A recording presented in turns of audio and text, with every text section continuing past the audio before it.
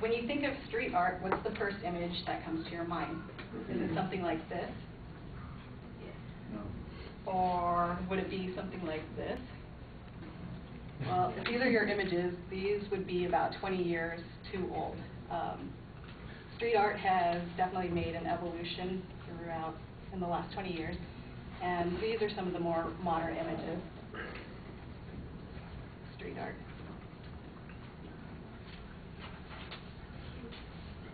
Today I'd like to awaken you to the wonderful world of today's street art scene in Los Angeles. We can define street art as all art on the street that is not graffiti. It's not limited to, but some of the main types of street art are posters, stickers, stencils, statues, murals, and installations. I chose this topic because I'm really interested in art. I love everything about it. I studied it. I've done a lot of things in art history. I try to go to the museum at least once or twice a month, and I just have a real attraction to colors and the artistic creativity it takes to create art. So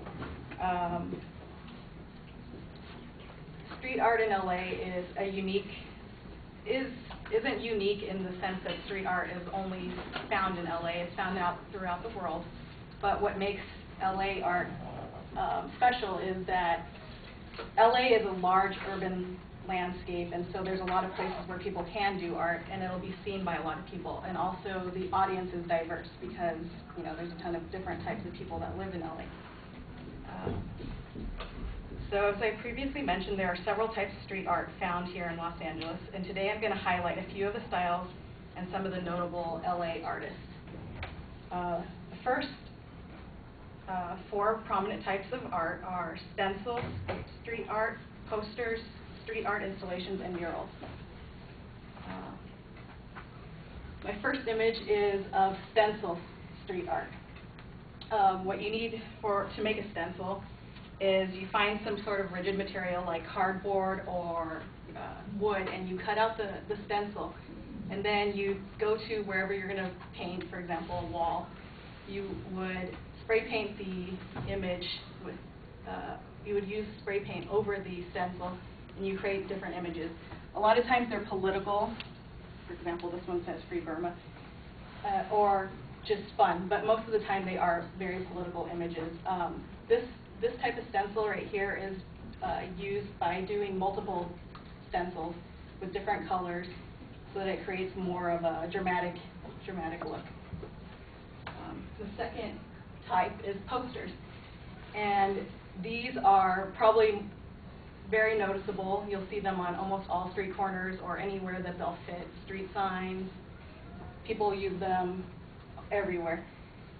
They're made by using this type of glue called wheat glue, and what they do is or wheat paste, I'm sorry.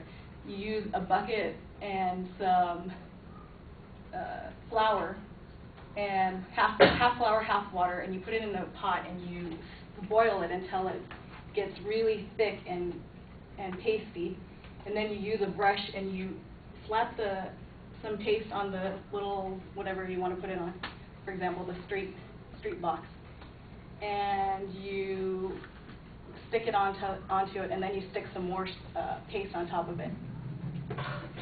So the next one is the street installation. This one uses all types of materials. There's wood. A lot of people go and find discarded materials wherever and just want to create something. It's just like any other type of installation you would find somewhere. But there's also an installation over there that has books hanging on wires over in the city. They just tossed the books on top of the wires and kept them up there, and that was their form of art. Also, they can be street signs, which are made. They actually made these street signs to, reproduce the image of the what is this? The crime image, and they placed it in a place where there wasn't a sign, and and talked about, you know, another political statement that they're trying to make about vandalizing being encouraged. And installations can also be paint. They add them to places that we have common, you know, we see every day, but what they're trying to do is draw your attention to the image itself by adding the zipper at the bottom. And the final one is the mural, which is probably the most common one, and it's paints, usually spray paints, acrylics, markers, and any other type of painting that you can use. But what they're trying to do is, you know, draw your attention to something. Most of the time it's very colorful and very beautiful, and often politically motivated.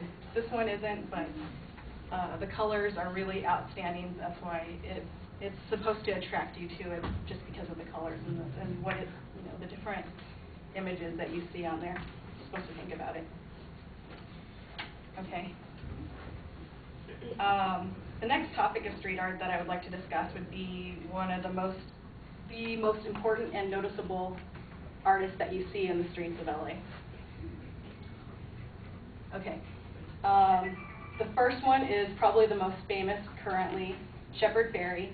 He is from LA, and he became really noticeable and probably like most famous because of his image of Barack Obama for the presidency.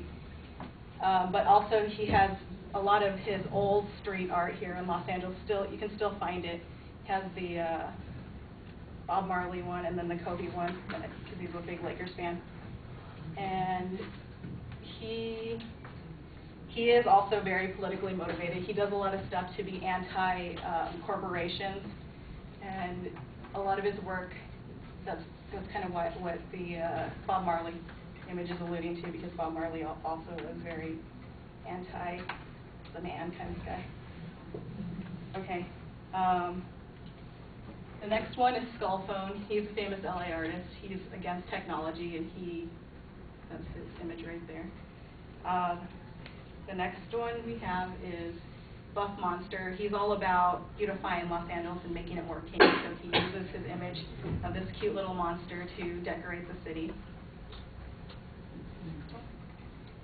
This is Barry McGee. He's a famous older artist, street LA artist. This is his work at LACMA. He actually kind of made the transition from being a street artist to being inside museums and galleries.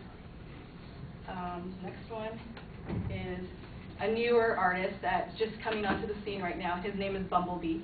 And what he does is he uses his art to beautify areas of the city.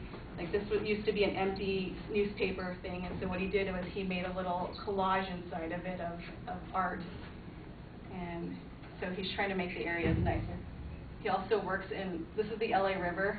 He added this little guy in it so that he could, you know, kind of draw attention to the cleanup of the river. He wanted to say that it's important for us to have that as a beautiful site. Also, this is the slums, and not the slums, but the projects in Los Angeles. He also does art to draw attention to those areas. This is Mir One. He's a muralist, and he's very political. He talks a lot about socioeconomic issues, and he likes to deal with the distribution of wealth. He mostly talks about how super rich people are always bringing down the poor people. So these are his two. This is another one of his paintings. This is the universal symbol we all recognize from the dollar sign, and these are all the people that are being, I guess, oppressed by the dollar.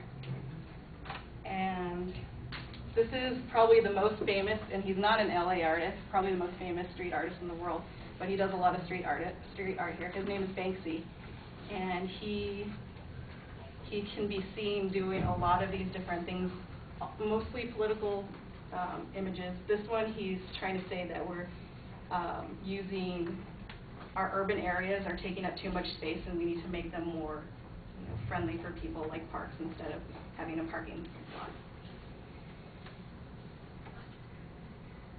And that's it. Today I've discussed the most important forms of street art in Los Angeles and the notable street artists. Art is important for us because it makes street art itself makes it accessible to people who don't actually have access to going to museums and stuff like that. So it's really important for us all to go learn about it and look around and check things out so you can become more aware of the situation.